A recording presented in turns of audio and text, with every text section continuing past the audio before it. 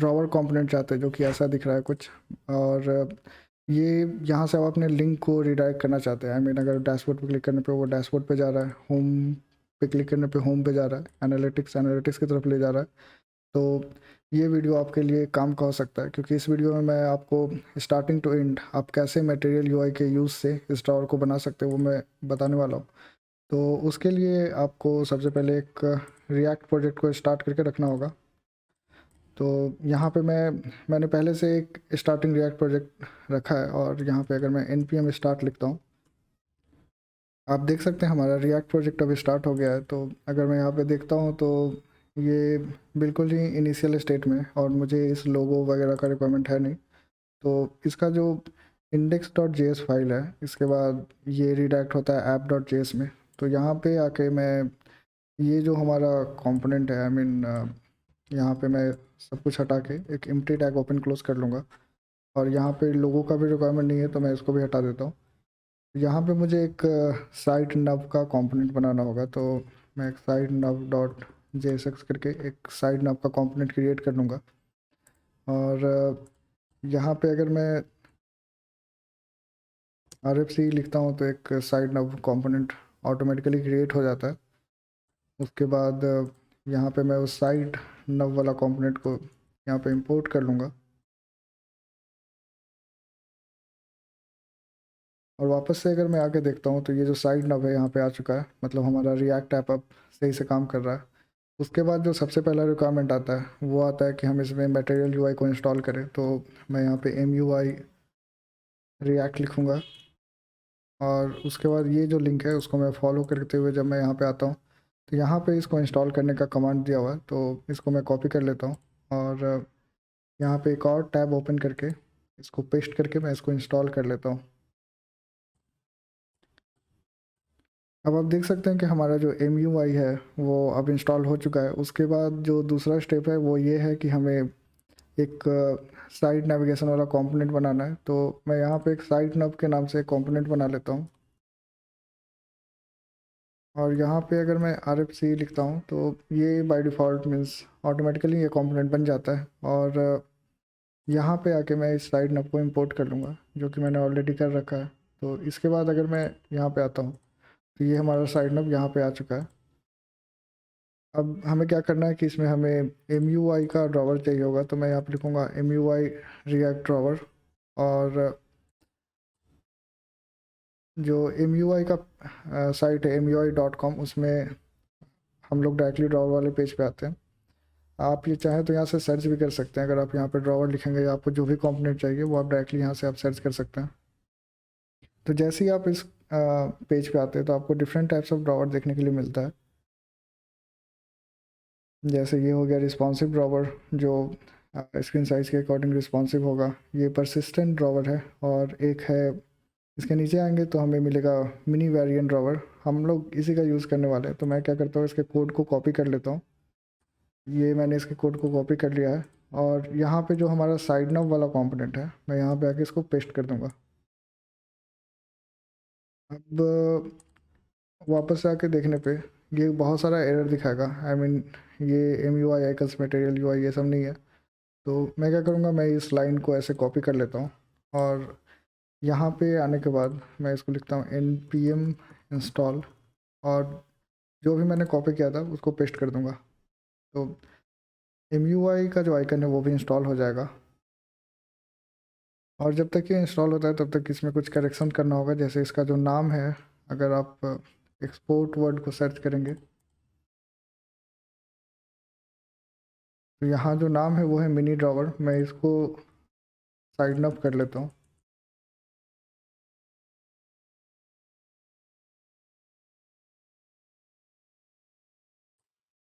अब आप देख सकते हैं कि जो हमारा साइट नेविगेशन में जो एरर रहा था वो अब जा चुका है, और यहाँ पे हमारा ड्रॉवर रेडी है। अब हम लोग इसको कस्टमाइज़ करेंगे। आई मीन इस पर क्लिक करने पे डिफरेंट डिफरेंट कंपोनेंट को ओपन करेगा, और ये जो है हमारा नंबर ऊपर फिक्स रहेगा ताकि ये क्लिक करने पे कुछ ऐसा ना है। इसको हम लोग अट्रैक्टिव बनाएंगे। हम लोग ट्राई करेंगे कि इसको यूट्यूब के जैसा लुक दिया जाए। उसके लिए मैं क्या करता हूँ कि एक दूसरे ब्राउज़र में मैं यूट्यूब ओपन कर लेता हूँ। यहाँ पे आप देख सकते हैं यूट्यूब जो है वहाँ पे इस पर क्लिक करने पे ये ऊपर वाला ओपन क्लोज नहीं हो रहा और आइकन बिल्कुल स्टैटिक है। हम लोग इसका आइकन वगैरह भी चेंज करने वाले हैं, तो वापस से अपने कोड पे आ जाते हैं। हमें ये वाला जो यहाँ पे फेक कंटेंट है वो सब हटाना होगा। तो उसके लिए मैं क्या करता हूँ कि यहाँ नीचे आता हूँ और यहाँ पे जो टाइपोग्राफी है वही हमारा फेक कंटेंट है, तो मैं इसको यहाँ से हटा देता हूँ। आई गेस मुझे ड्रॉवर हेडर का भी रिक्वायरमेंट नहीं है, तो मैंने उसको भी हटा दिया। अब ये कुछ ऐसा दिख रहा है। अब यहाँ पे क्या करना होगा कि क्लिक करने पे ये दूसरा दूसरा कंपोनेंट ओपन होना चाहिए। तो उसके लिए मैं एक कंपोनेंट नाम का फोल्डर बना लेता हूँ और इसके अंदर जो हमारा डिफरेंट टाइप्स ऑफ कंपोनेंट होगा जैसे होम, सॉर्ट्स, एनालिटिक्स वगैरह, तो वो सब मैं लगाने वाला हूँ। तो इसके अंदर मैं अलग अलग कंपोनेंट्स, पहले मैं सिर्फ एक होम नाम का कंपोनेंट बना लेता हूँ और यहाँ पे हमारा होम कंपोनेंट रेडी है। उसके बाद एक कंपोनेंट होगा शॉर्ट्स का, तो एक मैं शॉर्ट्स का भी कंपोनेंट रेडी कर लेता हूँ। अभी फ़िलहाल दो बहुत है देखने के लिए। तो अब मैं वापस से जाता हूँ अपने साइड नेविगेशन वाले कंपोनेंट पे और यहाँ पे मैं लिखूँगा कि अ, यहाँ पे क्या होगा कि एक लॉजिक लिखना होगा कि अ, जैसे अगर वो लॉजिक होम से मैच होता है तो होम वाला कंपोनेंट रेंडर होगा, अगर वो शॉर्ट्स से मैच होता है तो शॉर्ट्स वाला कंपोनेंट रेंडर होगा। उसके लिए ये जो रिएक्ट ऐसे इंपोर्ट किया गया इसको मैं थोड़ा चेंज कर लेता हूँ। यहाँ पे मैं यूज स्टेट लिख लेता हूँ, इसको डायरेक्टली ऐसे सभी का सभी जो रिएक्ट से आ रहा है हमें उसकी रिक्वायरमेंट नहीं है, तो मैंने सिर्फ यूज स्टेट को यहाँ पे कॉल किया है। और यहाँ पे आप देख सकते हैं यूज स्टेट पहले से भी यूज़ किया गया है, उसके पहले रिएक्ट है, तो उसको मैं हटा देता हूँ। अगर मैं नहीं हटाऊँगा तो यहाँ पे हमारे पास एरर आएगा ऐसा।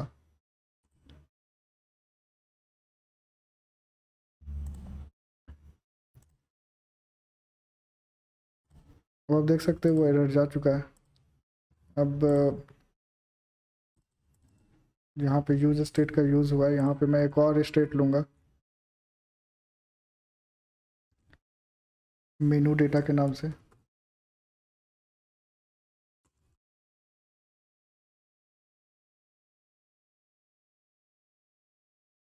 और इसको मैं ब्लैंक कर देता हूँ।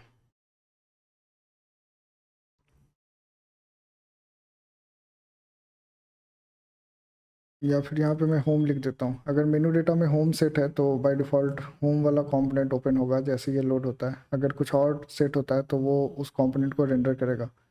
अब मैं यहाँ पे आके क्या करूँगा कि यहाँ पे मैं एक कंडीशन लिखूँगा कि अगर मेनू डेटा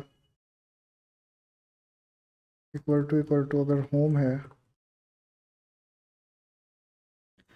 तो हमारा होम वाला जो कंपोनेंट है वो यहाँ पे रेंडर हो।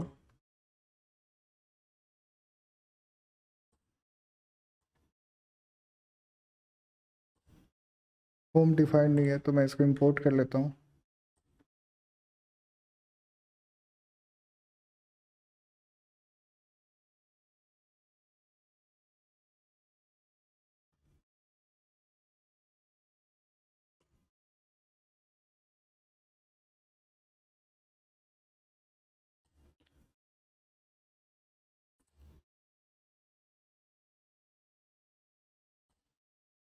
अब जबकि मैंने होम को यहाँ पे इंपोर्ट कर लिया और यहाँ पे मैंने कंडीशन भी डाल दिया कि अगर मेनू डेटा जो है वो अगर होम से मैच करता है तो हमारा होम वाला कंपोनेंट रेंडर हो जाएगा।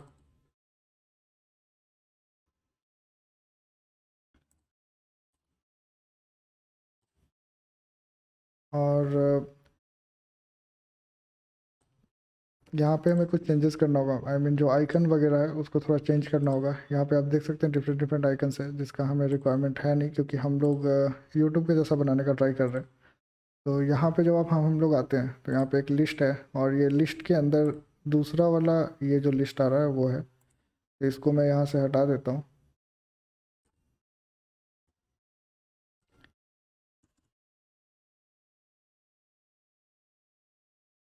अब आप देख सकते हैं नीचे वाला लिस्ट हट गया है और इसके ऊपर जो हमें चाहिए वो चाहिए होगा होम।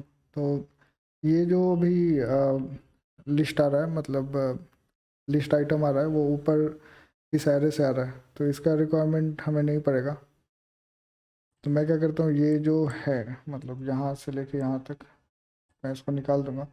निकालने के बाद कुछ एरर आएगा, जैसे टेक्स्ट इंडेक्स टेक्स्ट वगैरह डिफाइन नहीं है। तो यहाँ पे की जो है वो टेक्स्ट है, इसका अब रिक्वायरमेंट है नहीं क्योंकि हम लोग एरे का यूज़ नहीं कर रहे हैं। और ये आइकन्स है, तो इसको भी मैं हटा देता हूँ। और यहाँ पे प्राइमरी टेक्स्ट है,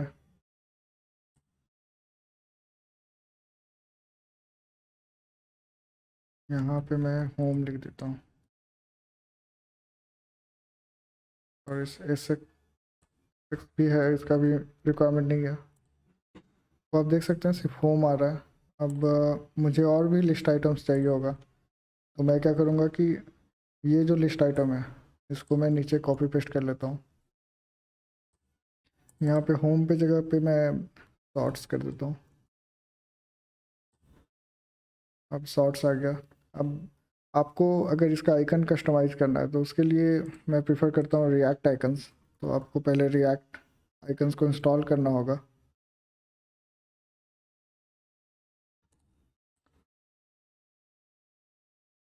तो अगर हम लोग रिएक्ट आइकन्स का जो गिटहब वाला लिंक है उस पर आते हैं, तो उस पर ये कमांड मिलेगा आपको, इसको कॉपी कर लेना है npm install react icon save को, और यहाँ पे आके पेस्ट कर देना है।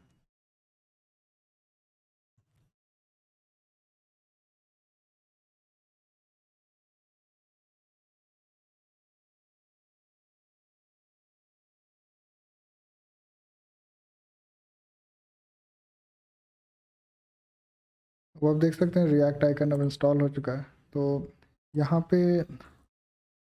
अगर रिएक्ट आइकन्स में सर्च करना है तो आपको रिएक्ट आइकन स्लैश सर्च पे आना है, और यहाँ पे आप कोई सा भी आइकन सर्च कर सकते हैं। जैसे अगर मैं होम का कर रहा हूँ तो मुझे होम का आइकन मिल गया। तो अब मुझे कुछ नहीं करना है, बस देखना होगा कि इसका यूज़ कैसे करते हैं, तो वो मैं यहाँ से देख लूँगा।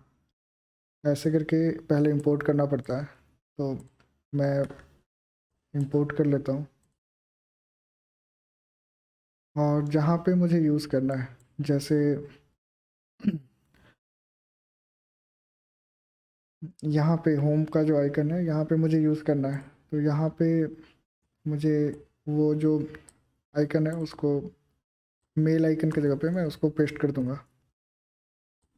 तो आप देख सकते हैं जो आइकन है इसका चेंज हो गया है, लेकिन मुझे यहाँ पे होम का आइकन यूज़ करना है। तो यहाँ पे अगर मैं होम पे क्लिक करता हूँ तो ये बाय डिफ़ॉल्ट कॉपी हो जाता है, और यहाँ पे लाके पेस्ट करना पड़ता है, और इसको यहाँ पे पेस्ट करना पड़ता है।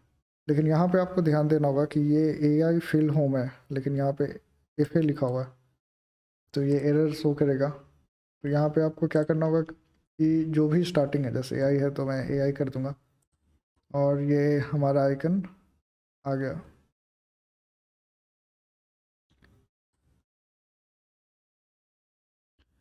इसको थोड़ा सही करना होगा, आई मीन आइकन्स वगैरह भी कट रहा है, तो वो सब हम लोग सही कर लेंगे।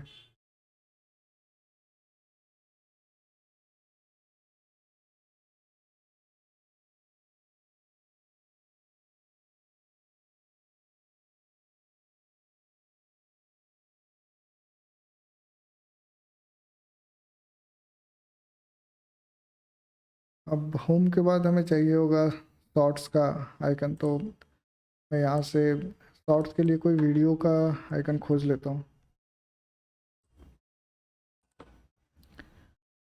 और ये रहा शॉर्ट्स, इसका आइकन ये रहा।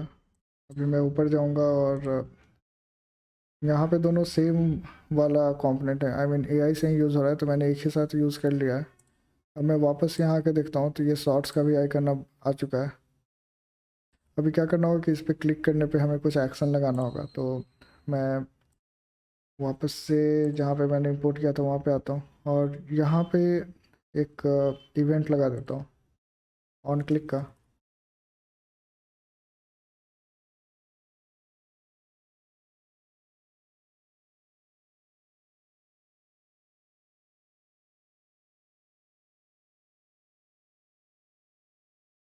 सेट मेनू डेटा, सेव इवेंट मैं इसके ऊपर लगा दूंगा।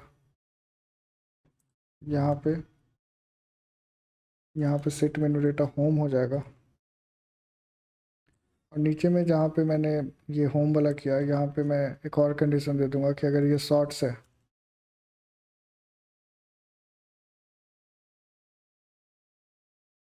शॉर्ट्स वाला कंपोनेंट यहाँ पे रेंडर हो।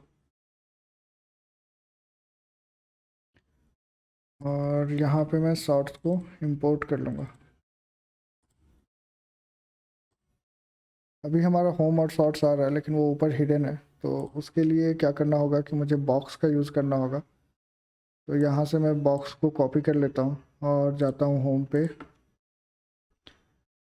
और इसको मल्टीपल कंपोनेंट की तरह यूज़ कर रहा हूँ। यहाँ पे बॉक्स,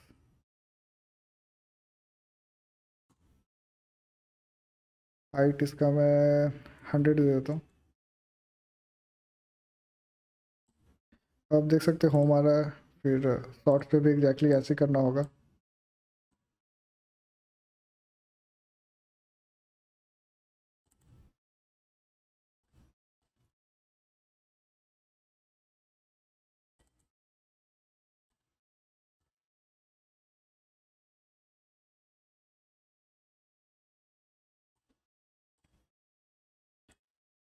अब आप देख सकते हैं कि हम लोग डिफरेंट कंपोनेंट्स में नेविगेट कर पा रहे हैं। तो इसके बाद इसका थोड़ा यूआई हमें इम्प्रूव करना है, तो वो सब हम लोग देखेंगे। जैसे ये जो नेविगेशन, आई मीन ऐप पर है, ऐप बार नेविगेशन के बाहर होना चाहिए, तो सबसे पहले मैं उसी को ठीक कर लेता हूँ। तो उसके लिए मैं जाऊँगा साइड नॉब पे, और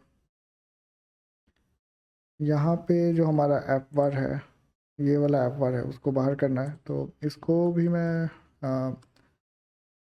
ऐसे एम्प्टी टैग के अंदर रख लूँगा, ताकि हम लोग मल्टीपल कंपोनेंट्स को एक के नीचे एक रख सकें। और यहाँ पे जो हमारा ऐप बार है,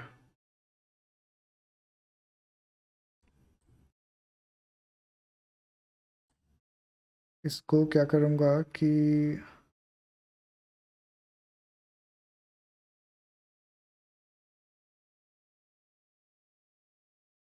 यहाँ पे चाहिए होगा लोगो, और इसका रिक्वायरमेंट नहीं है, मतलब ओपन क्लोज पे चेंज नहीं होना चाहिए, तो मैंने उसको हटा दिया है। और ऑन क्लिक पे हैंडल हैंडल वाला होगा, आइकन बटन का रिक्वायरमेंट तो है हमें। अभी आप देख रहे हैं कि ये जो हमारा आ, ये प्लेस है, वो इसके क्लिक करने पे अंदर जा रहा है, तो उसको हमें ठीक करना है। तो मैं यहाँ से इसको हटा देता हूँ, और ऑन क्लिक ये हैंडल ड्रॉवर ओपन मुझे देखना होगा क्या। तो यहाँ पे ये ओपन और सेट ओपन को ट्रू कर रहा है और एक में फॉल्स कर रहा है। तो मैं क्या करता हूँ, मैं बस सेट ओपन को कॉपी कर लेता हूँ, और यहाँ पे ऑन क्लिक में मैं कैरो फंक्शन का यूज़ करूँगा, और सेट ओपन हमेशा ओपन के अपोजिट होगा। आई मीन अगर ये ओपन है तो क्लोज कर देगा, क्लोज है तो ओपन कर देगा। अब आप देख सकते हैं ये सही काम कर रहा है। आई मीन हमें जैसा चाहिए वैसा थोड़ा थोड़ा होते जा रहा है। अभी क्या करना है कि ये जो मिनी वेरिएंट ड्रॉवर है, इसके जगह पे मुझे लोगो वगैरह यूज़ करना है। तो यहाँ पे, और इसका जो कलर वगैरह है वो भी मुझे चेंज करना होगा। तो आ, मैं क्या करूँगा कि यहाँ पे जो ऐप बार है हमारा, वहाँ पे कुछ प्रॉपर्टी पास कर देता हूँ, जैसे एस एक्स।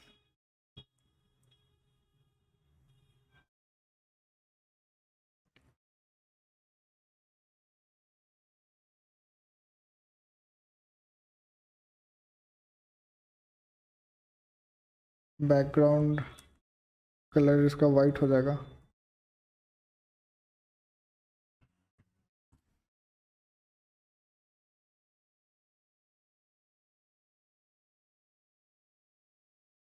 और इसके कलर को मैं थोड़ा ग्रे कर लेता हूँ।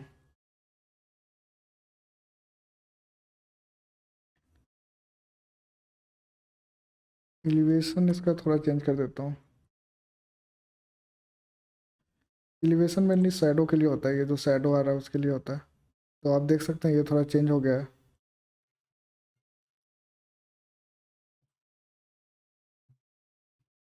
उसके बाद मैं क्या करूँगा कि ये जो मिनी वेरिएंट ड्रॉवर है इसके जगह पे मैं एक आइकन यूज़ कर लेता हूँ जो कि मैंने पहले से डाउनलोड करके रखा है, ये वाला आइकन। इसको मैं कॉपी करता हूँ, पब्लिक वाले फोल्डर में मैं इसको पेस्ट कर देता हूँ। और इसके जगह पे मैं एक इमेज का यूज़ कर लूँगा।